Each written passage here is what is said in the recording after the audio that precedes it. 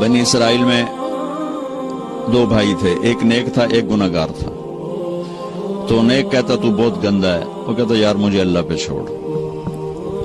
وہ روز اس کو تو بڑا گندا ہے، وہ کہتا یار مجھے اللہ پہ چھوڑ.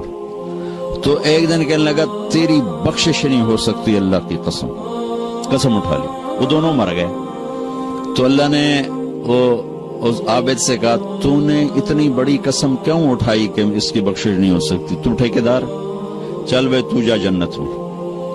مگر تو نے میری رحمت کو پابند کیوں کیا؟ اس کو ڈالو جہنم میں.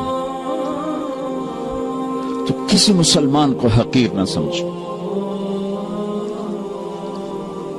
سب کو عزت دو. ہمارا کام تو گلے لگانا ہے نا کہ نفرت کرو. مثلا ایک آدمی آپ کا نزدیک غلط ہے تو وہ سمجھو وہ مریض ہے، تو مریض کا علاج ہوتا ہے کہ مریض کو ہسپتال سے نکالا جاتا.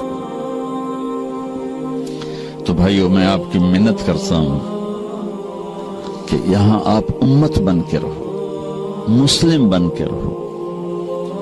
جو تمہارا عقیدہ ہے، جو تمہاری سوچ ہے، اس کو گلے سے لگا کے رکھو، لیکن دوسروں کو احترام دو، عزت دو، سب کو اپنا سمجھو. سارے ہم نے تو غیروں کو اپنا بنانا تھا، ہم نے اپنوں کو غیر بنایا تھا. تو کتنی بڑی ظلم و زیادتی کی بات ہے. جس کے دل میں ذرہ کے برابر بھی ایمان اٹکا رہ گیا ایک دن جنت میں جائے گا. چونکہ ایک دفعہ ایسا ہوگا کہ جہنمی لوگ مسلمانوں کو کہیں گے کہ تم بھی دوزخ میں ہم بھی دوزخ میں، تمہارے ایمان کا کیا فائدہ؟ تو اللہ تعالیٰ اس پر فرمائیں گے کہ جس نے زندگی بھر میں ایک دفعہ لا الہ الا اللہ کہا اسے جنت میں ڈال دو. جس نے زندگی بھر میں ایک دفعہ خالی میرا نام لیا ہے اس کو جنت میں ڈال دو.